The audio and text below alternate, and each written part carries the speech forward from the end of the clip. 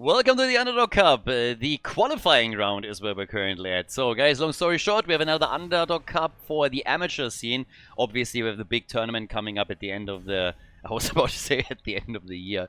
At the end of the month, at the end of January, the Nations Cup. But before we're heading into the Nations Cup, we have an amateur tournament. So this is targeting the amateur scene directly. I'm working with Heroes Lounge for this event once again. And the teams that find themselves in Division 2 and Division 3 are eligible to play here. Now, we have a kind of a qualifying round right now. There are a lot more teams that signed up that we actually initially anticipated. So 16 teams in total have now signed up. And we are moving into a double elimination bracket. But the first round, the qualifying round, the round that we're in right now, is an elimination round. So we have now 8 matches in total, and only the winner advances. The 8 teams that advance will then play in a double elimination bracket. So if they move towards the next round and lose a game there, they drop into the loser's bracket. But this is actually an elimination round, so the first 8 matches here. This is also why in the video we don't have a bracket. Now, as usual, we have rules that only heroes can only be played once. That's the typical thing. Dragonshire is our first map here today. We got the Munchies going up against AFK for Cocoa. So I have to admit I already like the red team. That's a kick-ass name that they got there. But on the other side then, Maiev and Johanna. And one of my favorites, Step Kill. Fantastic name for any video game, to be honest. I guess unless you're playing My Little Pony or something. Then it might be a bit awkward. But for most competitive games, it's a pretty cool name. Muradin and Jaina, so we're already looking at stuns into Lurking Arm and then burst damage from the Frost Lady. Whereas some of the Pinnacle quests have now been banned out, Falstad in this case at least. But of course we still have, for example, Thrall around, a couple of others too. The big winners of the recent patch, especially when you're looking at what happened during Meta Madness, which was of course the last big tournament that we have here. But yeah, I'm kind of looking forward to this. This is a nice, easy palette cleanser to, have a little bit of fun, see the amateur scene perform here. And it's always cool to see the passionate teams that we have within Heroes Lounge to sign up for these tournaments. And then we're working towards the tournament at the end of the month. So yeah, it's going to be pretty awesome. And by the way, every single time that I release another video talking about the Nations Cup and about how many teams signed up, I basically upload the video and another team sign up immediately. It is ridiculous. So yeah, we're going to have tons and tons of countries that participate in the Nations Cup. A lot of them completely unexpected. And I'm all here for it. But with the Underdog Cup now, let's see which one of the 2 teams is going to be able to make it into the actual double elimination bracket. Leo currently picked. We had bans on Anduin and on Hanzo. But we still need a bit more damage. Jane alone is not going to cut it here. And they need somebody else to follow up. And it's going to be Tracer. Okay. So, Tracer straight into that Maiev pick on the other side. Mekako hasn't picked yet. So they could go for somebody that can deal with her a little bit easier. Jojo is obviously always there with a bit of CC that they can use depending on how things go. But let's see what the final pick is for the blue team. Munchie is obviously a team that most people here should know. We've casted many games from them in the past already in all of the Underdogs Cup that we had so far. And they're going for Uther. Yeah, support would probably be a good choice. So now they have a stun against Tracer too. We'll see how that's going to work out. But, well, that sets us up for game number 1. Ladies and gentlemen, Dragonshire, the Munchies against AFK for Cocoa.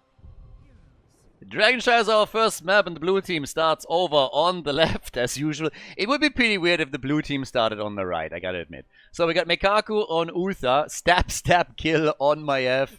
Absolutely glorious player name. It's right up there with... No, wait, what was it? Not Hanuta. Hanzuka, exactly, okay.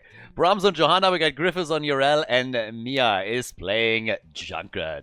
As over on the right side, we got Samu plays on Tracer, Poppin, Fresh on Stukov, Linux on Jaina, Proximo is playing Muradin, and we got Leonhard on Leoric. Alrighty, so I'm intrigued. I want to see what we're going to get today. I'm actually happy that we now have our first big tournament again in 2026. So the Underdog Cup is going to kick us off, and then we go into the Nations Cup. And then we'll see what we have next. Nations Cup in particular is going to last for a long time. There's a good chance that we're having nearly 3 months of content with that, because so many teams are currently signing up. It's going to be a massive, massive tournament.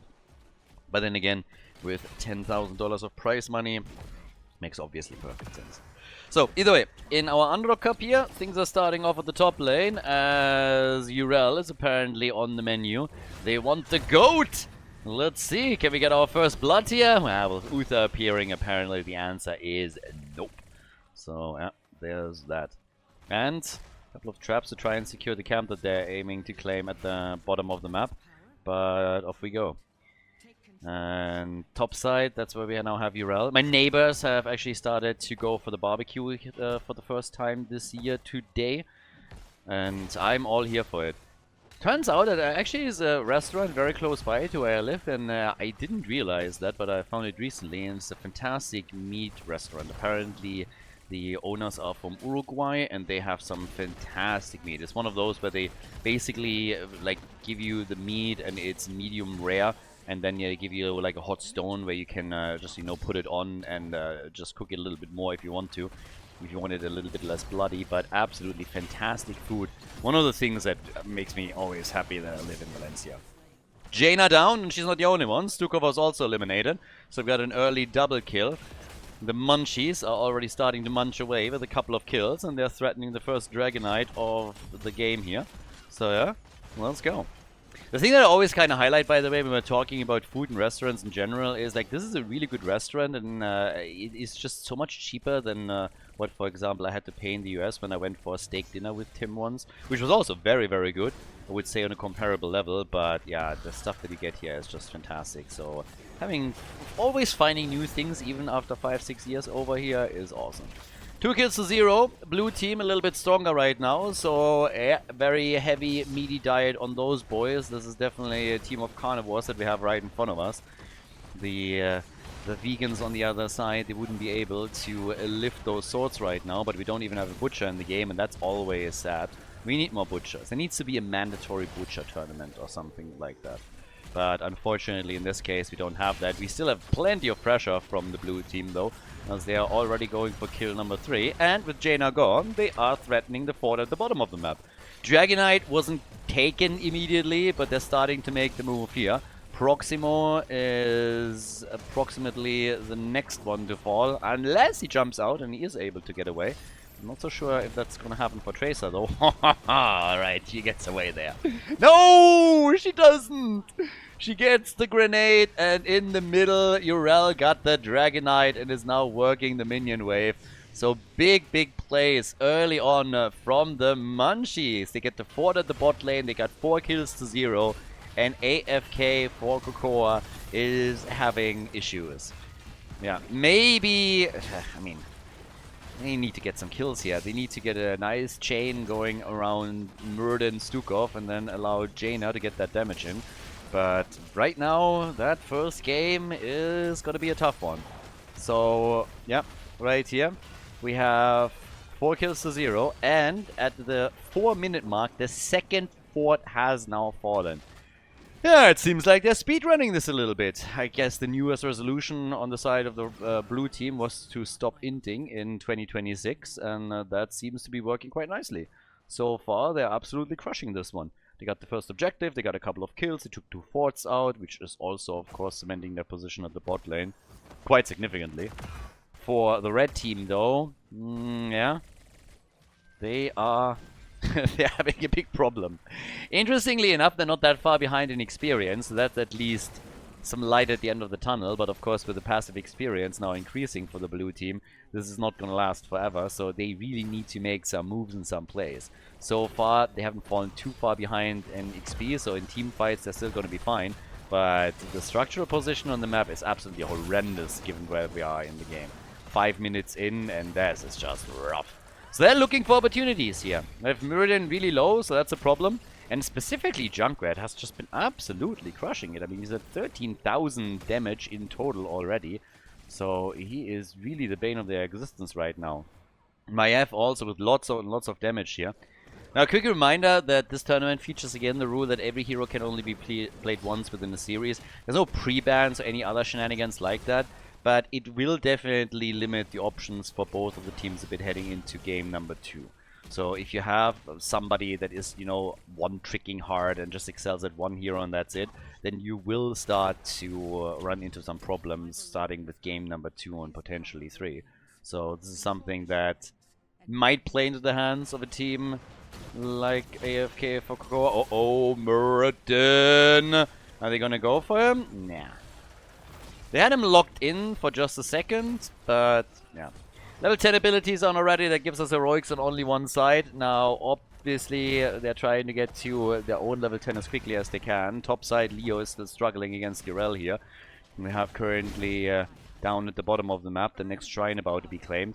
Finally level 10. Muradin now, maybe with an opportunity here. They're getting the Stormbolt in, but Maiev in the middle gets the Dragonite. Unfortunately, the red team a bit too slow to deny that objective. We got the Ring of Frost, by the way. DK still in the middle. Stun, and hello! Tracer alive, but damn girl, you're cutting it close here. Yeah, she was really cutting it close. Now, they are already opening up some walls on keeps. Again, we're very, very early in the game. Dragonite getting attacked here, and for the blue team, they seem to be a bit indecisive about what to do here. The Dragonite is moving down to the bottom of the map. As usual, this is typically the lane that you're trying to be aggressive on, simply because you can set up multiple mercenary camps on that lane. So if you open that up early and then you maintain map dominance, then you can time those camps and try and go for a really strong push even outside of you getting the objective. Seems like, yep, somebody's getting kicked around. Tracer, and straight back in, gets murdered by the DK. That recall definitely didn't do her any favors. Now the Dragonite is coming back out to play. We got Stukov eliminated, the Ragdoll kicked into the bush, and they get the disc on Leoric. Might help them to secure another kill here, and that would be number 3 in this fight. So level 13 talents are now being claimed. We have 7 kills to 0, and they are breaking through that wall. The Inspire mechanic on the minions kicking in. And now that we're actually a couple of months away from that being added, from the Inspire mechanic, from all the changes with the experience globes, I actually think it's fair to say that most of the changes, if not all of them, were a win. Like, generally, the game feels decent right now. They're obviously still changing a lot with the recent Pinnacle rewards and other things that they're bringing in. But overall, the changes were, I believe, a positive and feature very heavily now the stronger players. Like, if you've been an absolute potato with arms and haven't been able to contribute anything but run around on the map and try to play PvE, actually, in this case, it might still benefit you a bit more. But leave the experience globes on the lanes, leave lanes alone, then, yeah, with 0 macro, you won't be able to get as far anymore. And I think that's a good thing. You have to download the minimap DLC, and once you have that, then, you know, plays can be made. As it should be. A little bit of minimap awareness is definitely a positive. So, currently we have a 1 level advantage for the blue team. 17,000 damage for Tracer. Unfortunately for them, on the blue team side, we have at least 2 heroes that are bringing in way more. That's Maiev, 120,000 and 23,000 for Junkrat. Disc missing this time. We got the Riptire coming in, but that was a bit too late. And ooh, Jaina, with a bit of a different build here, comes in with Stormfront. Okay, so Stormfront is ready. And they might go into the full Blizzard build here with level 16. But Muradin is now gone. Ring! And finally a kill. There it is. The red team taking down Uther. As they unfortunately also lose a Leoric and are down 2 players. A lot of them low. And there's a double camp at the bottom. Exactly one of those pushes that I highlighted earlier. Well timed. And a chance to push a bit for that keep.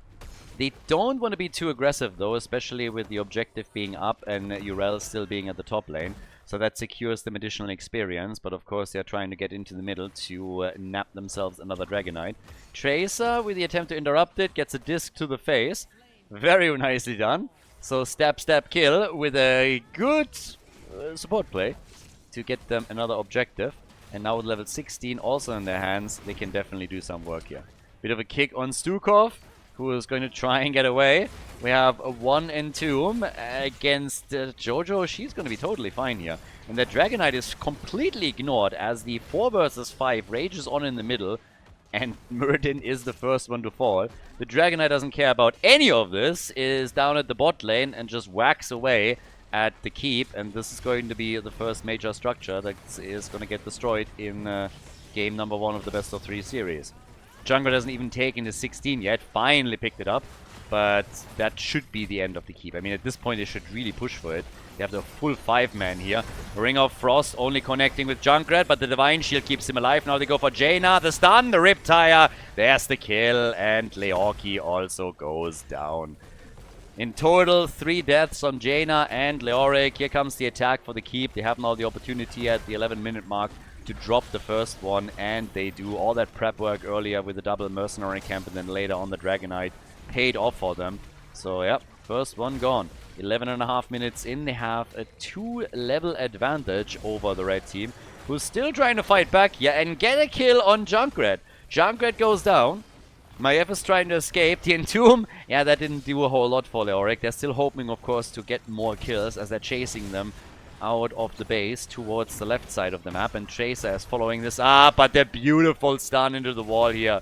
That was nicely done. Urel with a cool play against Tracer, and that takes her down, and now they're turning the fight. Stukov is eliminated. They go straight for him. 14 kills to 2, make it 15. Murden trying to hearth out. They're going to attempt to interrupt, but they have actually lost track of him from the looks of it. So Murden is able to escape and get out, but everything else is starting to fall apart a bit for the team in red. They've lost their entire bot lane. There is still a fort standing at the top, at least. They are about to get level 16 talent, so I suppose that's the good news. But the problem will still be that the Munchies are just so far ahead that very soon we're going to talk about level 20 talents. Now, obviously, if the red team is able to force a couple of fights around 16 and then maybe wins them, they could close that gap, but it's going to be difficult. If you look at the experience distribution here, minion experience is the only category where AFK for Cocoa is really ahead. Everywhere else, they've fallen behind. Passive experience in particular, I mean, that's more than a 5,500 point gap between them. It's crazy. And here comes the next attack with Leo not even here. It's a 4 versus 5 now, and it's going exactly the way that you would expect it to. Kill number 16, Stukov dies again. Muradin is getting stunned, has to pop Avatar, gets dissed a second later, and shouldn't be able to survive through this. They're jumping straight on him. He gets pancaked. That's the end of the dwarf. He was already close enough to the floor as is, but they absolutely smashed his face in. So that's Muradin gone, and they're going instantly for the camp at the bottom of the map now too, trying to lock this one in. Gotta say, Munchies, they are definitely looking really, really good here in game number 1. And again, a quick reminder that this is a qualifier game, so to say. So the team that loses the series gets eliminated from the tournament, and the winner moves on to the double elimination bracket. So Griffiths over here takes again control of the shrine in the middle. They're now trying to move Tracer away and get themselves another Dragonite, and Jojo is gonna get it. And right now, what are you gonna do if not go for the core? They have level 20 in just a moment. Take one. Oh yeah, they're getting a kill on Tracer as well. What are you doing? No, dude, down, bot lane. Why are you trying to take the keep? What is wrong with you? You have a 3-level advantage. You have a Dragonite. You have level 20. The core is right there. It's this one, not this one. Guys. It's the other structure. Over here. This is the core. They're attacking the wrong building. Somebody needs to tell them. So they take the keep down. But, yeah, maybe they want the extra experience. Take all of the structures. Take all of the mercenary camps. Now they're finally on the core, but the Dragonite is already down to 10% of its HP. So they're gonna break through the shield here. But that was basically game right there. Haven't we learned anything from the amateur games that I casted recently? Hit the core is a winning strategy, as we've already discussed a few times. Now Junkrat is gone. To be fair, they got 2 kills. Maybe they're gonna get a 3rd. But yeah, that was a win right there. They needed to ask Google Maps where the core is, because they got clearly lost. They need to download the minimap DLC. This is so helpful. I can't stress this enough. What is happening here? Can you please kill Muradin? Thank you. Tracer's also gone, and that's going to be the end of Jaina. So I guess we're gonna go for the core after all. We took a bit of a detour, but at the end of the day, they are like, you know what? Maybe we should win the game. Maybe we should hit it. Hit the core. Great strategy. Let's use that one. 23 kills to 4.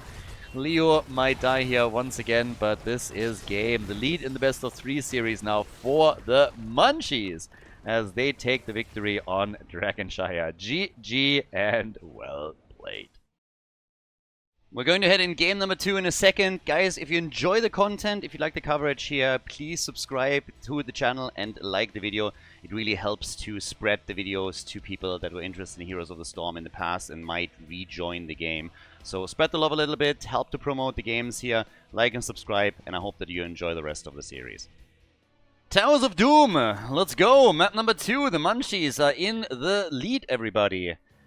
Yeah, in the meantime, on the Twitch channel, we've been ranting a little bit because I'm currently forcing myself to try and finish The Way of Kings from Sanderson, and it's so bad. It's like, the one thing that is absolutely amazing to me, and this is what the discussion on the Twitch chat was currently about, is that people try to defend that series, and it's objectively shit. So, it's not even like a personal preference thing. The guy creates a universe, and then he breaks the rules of his own universe over and over and over again for convenience sake.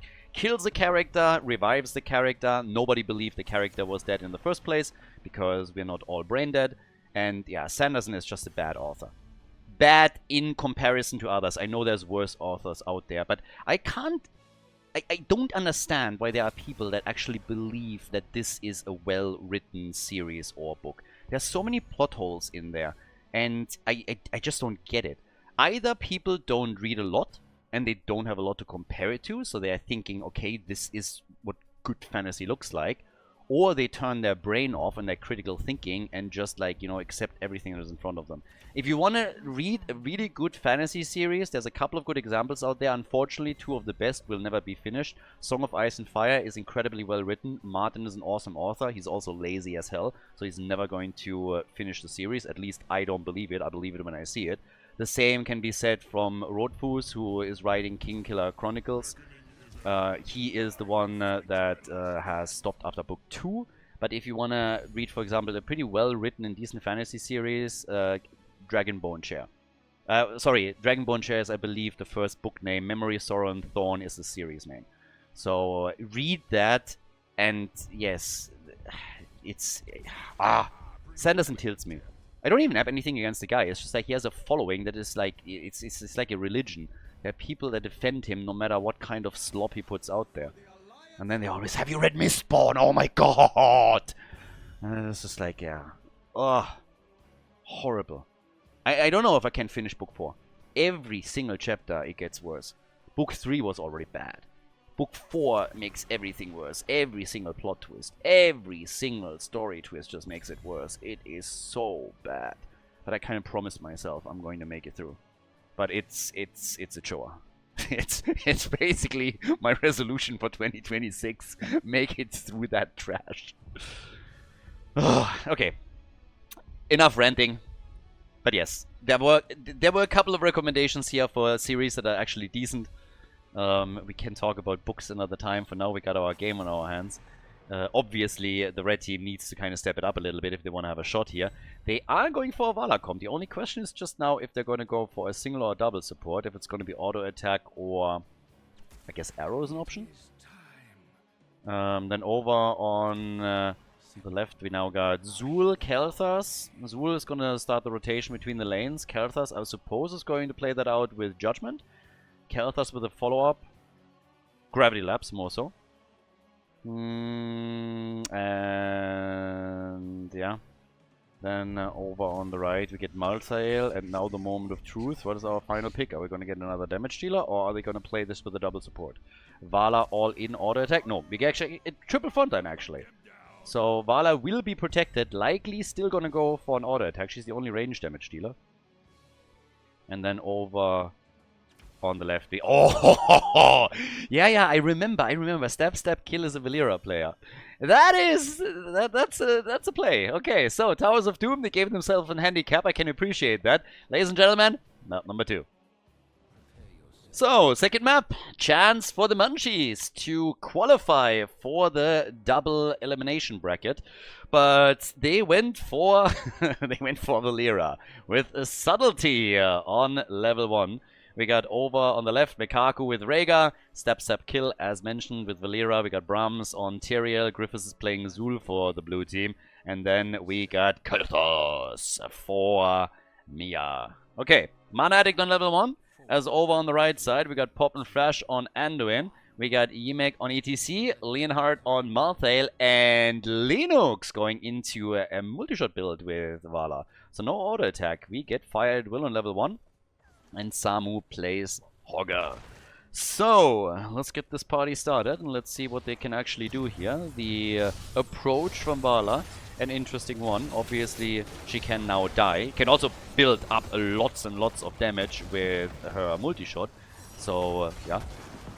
That's actually going to be quite a bit that she can dish out there, especially in team fights where everybody clusters up. It's not really a typical thing. Normally, you will see the auto attack style, or then occasionally an arrow build, particularly when we're on a map like Battlefield of Eternity, of course, since you're then speccing into Monster Hunt on level 7. But with the triple front line, I actually thought that they would go for the more traditional auto attack and just try and protect Vala as best as they can. They are being aggressive here, though, and I actually like that approach. So they've been looking, I guess, at game number 1 and said, okay, guys, we got to change our MO a little bit. We can't just simply sit back and let them play their game. We got to try and force our play style onto them and make the decisions here. So they are quickly dabbling in attacking the the Pumpkin Camp. Weren't able to follow completely through with that, but I like at least the thought behind it. We'll see if that works out for them. Obviously, map number 1 was quite the beating. The Munchies just looked too damn good there. Now we're getting Fired Will for Vala. And topside, we now have Malthael, Hogger in the middle. So Zul is under quite some pressure here and has to be careful with that. Same time though, stab kill is looking for victims. Valeera is always a little bit of an odd one. She's generally speaking just trashed here. She just is. Has been for at least 10 years. Now, this is obviously the amateur scene, so their rules are a little bit different. But when you're looking at the top level of play, for example, we had over the last 10 years, every now and then, a Valeera attempt. Somebody was trying to make her work, and it always backfires. It never really works. You might win the occasional isolated map, but she's never... I think her win rate is one of the worst on the competitive level that we have. I don't think who's worse than her, honestly. But, as I said, it was the amateur scene and the rules are a little bit different here. And obviously, if you have a player that plays her for whatever reason and really just one-tricks her, which stab kill is... I'm not saying he's one-tricking her, but she's definitely one of his most played and something he loves to play. So you can get good value out of her, especially if the team that you're playing with is used to that. And if you're playing on the amateur scene or in the amateur scene, then the margin for error is a lot bigger than if you're playing in a top-level tournament, for example. So we'll see what exactly they're going to do with Valeera here, but she's already dead, and this is the opportunity for the red team to maybe build up some momentum. This might be a hero that Blizzard could take another look at. I'm usually a huge... I mean, if you generally watch my streams and the commentary, you know that I'm not really a fan of big reworks, that I'm a much bigger fan of making smaller adjustments to talents that are a bit underplayed, and smaller adjustments to damage outputs, for example, or survivability, and that over time that will lead to heroes seeing more playtime and being more in the meta. I think that approach makes a lot more sense than just reworking every single hero that is there just because they don't have exactly the play rate or the win rate that you would like to. Valeera is a little bit different. I think with somebody like Valeera that really seems to suffer and has been suffering for so many years now, it might make sense to take another look at her and go for a bit of a general rework to try and get her into a place where she sees at least some play and has maybe a niche position also in the higher level play. But yeah, different story for a different day. Right now, we're gonna keep an eye on her and see if they can follow up. She obviously has some really nice tools on the single target. If the team can follow up in general, I suppose that we're gonna see Tyrael with Judgment, and then maybe Valeera will follow up on them and tee the team up for a kill. But we get 15 stacks for Vala. She is now on level 7, going straight into Frostshot after using Arsenal here. So they got at least some nice AoE boost that they can get out. If they can get the stacks high for Vala, then eventually she's also going to wreck a lot here. And, you know, if you can get the team low, then Malthael will start to capitalize on that and can move in with the last rites, for example. So, yeah. Once again, the next set of altars is up. Horizontal spawn, which I still hate with a passion. Mekaku! Run, doggy, run! Has to get out of here quickly, because that could have been a kill. So yeah, double spawn at the top, so typically this is just going to be your left-right trade between the teams. Don't think that anybody is going to get aggressive enough to get two. They might try and interrupt this for a short period of time, and they're actually setting a trap now for Zul, and Vala kind of ruined it. They might still get the kill here, but yeah, Vala wasn't hiding. She was baiting, and Zul is gone. Zul is eliminated. Samu makes it. Samu is actually able to get out here. Hogger looked like he would die too, but he is able to move away from this. Vala is now sitting at 20 stacks, so she is actually getting her reward. So the multi-shot damage has already been increased, and she can obviously do this even further. 28 points to 32 currently on the core, with a slight advantage for the red team. The Valeera factor is currently kicking in. They gave themselves a handicap. I mean, I appreciate it. They wanted to make the series a bit more exciting, you know? They looked at game number 1 and they said, guys, this was too easy of a victory. We gotta do something. And then Stab Kill came in and said, like, what if I pick Valeera? And they're like, that's gonna do it. That's gonna make the game closer. And it definitely is right now. Last rites is in. We get Judgment. Cloak of Shadows for our girl. And now, yep, there it is. Judgment comes in. Valeera follows up. And they got the kill. Alright, so, there we go. Quick attack against Vala, so she's also gone. That's 2 eliminated already. Ooh, and Anduin went for the bubble. The holy word salvation. Okay, so Bubble Boy over here. Let's see what he's going to be able to do. Not really your typical pick. We see this more often in the amateur scene than we do on the top level. It's one of the reasons why it's kind of fun to also dip down into the amateur leagues every now and then. You just see stuff that is not all that common on the top level tournaments. But right now, action is focusing mainly onto the bot lane. We got our vertical spawn now. This is where we're really getting some fights. And Vala, again, our girl is stacking. Our girl wants damage and she's already at 17,000. Not quite the numbers that Valeera has been able to bring in so far. But we are currently getting there. Malthael is still sitting all the way up at the top. Zul will rotate against him, continue to do that. Yeah, and I mean, they want ETC here. Judgment on Vala, and where's the follow-up? They're a bit too late to the party. Seems like ETC is also going to make it out. Beautiful Rain of Vengeance, by the way, and then the follow-up with the multi-shot. So Vala got herself some nice hits here. And then Anduin with the bubble. Feels like a boss here for just a moment. Good for him. But that's obviously a cooldown burn. Now, to be fair, the Munchies used a lot of ults in that little encounter. There's still some pumpkins around. We have 24 against 28 points on the core now, so this game is close. This one is really close. It's much, much closer than what we saw in game number 1. But, yeah, here comes the slide. Vala again with some decent hits. And she is building the damage. One connect at a time. So we'll see how far she can go with multi-shot.